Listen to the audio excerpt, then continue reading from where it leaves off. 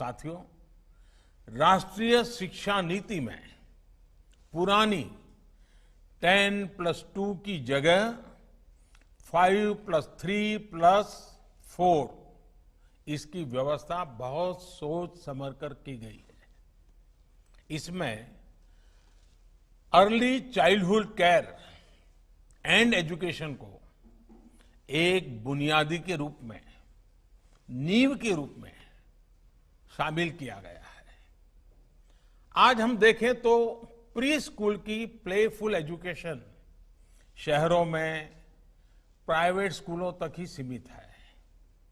वो अब गांवों में भी पहुंचेगी, गरीब के घर तक पहुंचेगी। गरीब हो, अमीर हो, गांव हो, शहर हो, हर किसी के, हर जगह के बच्चों को मिलेगी। मूलभूत शिक्षा पर ध्यान इस नीति का सबसे महत्वपूर्ण पहलू है। राष्ट्रीय शिक्षा नीति के तहत फाउंडेशनल लिटरेसी एंड न्यूमरेसी के विकास को एक राष्ट्रीय मिशन के रूप में लिया जाएगा।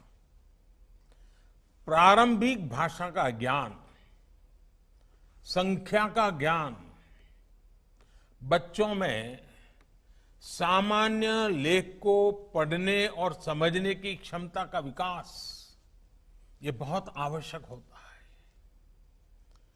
बच्चा आगे जाकर रीड टू लर्न करें, इसके लिए जरूरी है कि शुरुआत में वो लर्न टू रीड करना सीखे। लर्न टू रीड से रीड टू लर्न की ये विकास यात्रा फाउंडेशनल लिटरेसी एंड न्यूमरेसी के माध्यम से पूरी की जाएगी।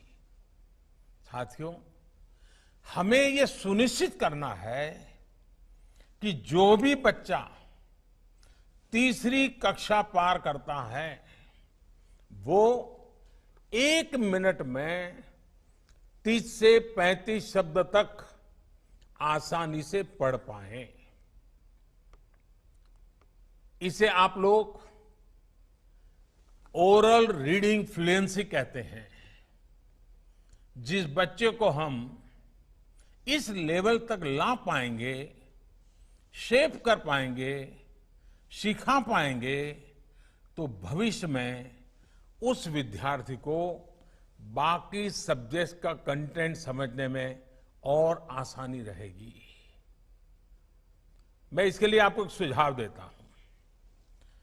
ये जो छोटे छोटे बच्चे हैं, उनके साथ और 25-30 उनके दोस्त भी होंगे क्लास में।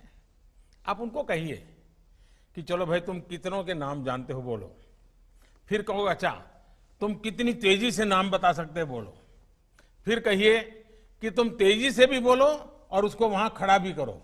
आप देखिए उतनी कितने प्रकार की टैलेंट डेवलप होने शुरू हो जाएगी और उसका कॉन्फिडेंस लेवल बढ़ जाएगा। फिर वही बातें बाद में लिखित रूप में रख करके उन्हीं अपने साथियों के नाम, चलो भाई तुम इसमें से किस किस के नाम बोलोगे, पहले फोटो रख करके दिखा सकते हैं, फिर शब्द लिख करके रखा सकते हैं। अपने ही दोस्तों की पहचान से वो सीखना शुरू कर दे। इसको लर्निंग की प्रक्रिया कहते हैं। इससे आगे की कक्षाओं में स्टूडेंट्स पर बोझ भी कम होगा, आप शिक्षकों पर भी बर्डन कम होगा। साथ ही बेसिक गणित जैसे counting, addition, subtraction, multiplication, division, ये सब भी बच्चे आसानी से समझ सकेंगे। ये तब संभव होगा जब पढ़ाई किताबों और क्लास की 4 दीवारियों से बाहर निकालकर वास्तविक दुनिया से जुड़ेगी, हमारे जीवन से, आसपास के परिवेश से जुड़ेंगी, आसपास की चीजों से, रियल वर्ल्ड से बच्चे कैसे सीख सकते हैं। इसका एक उदाहरण ईश्वर चंद्र विद्यासागर की एक जीवन कथनी में, कहानी में देखने को मिल रहा है। कहते ईश्वर चंद्र विद्यासागर जी जब 8 साल के थे, उन्हें तब तक अंग्रेजी नहीं पढ़ाई गई थी। एक बार वो अपने पिता के साथ कोलकाता जा रहे थे। रास्ते में सड़क के किनारे उन्हें अंग्रेजी में लिखे माइलस्टोन्स दिखे। उन्होंने अपने पिता से पूछा कि यह क्या लिखा है। उनके पिताजी ने बताया कि इसमें कोलकाता कितनी दूर है ये बताने के लिए इंग्लिश में गिनती लिखी है। इस उत्तर से ईश्वरचंद्र विद्यासागर के बाल मन में और जिज्ञासा बढ़ी। वो पूछते रहे और उनके पिताजी उन मील के पत्थरों पर लिखी गिनती बताते रहे। और कोलकाता पहुंचते पहुंचते ईश्वर चंद्र विद्यासागर पूरी इंग्लिश की काउंटिंग सीख गए।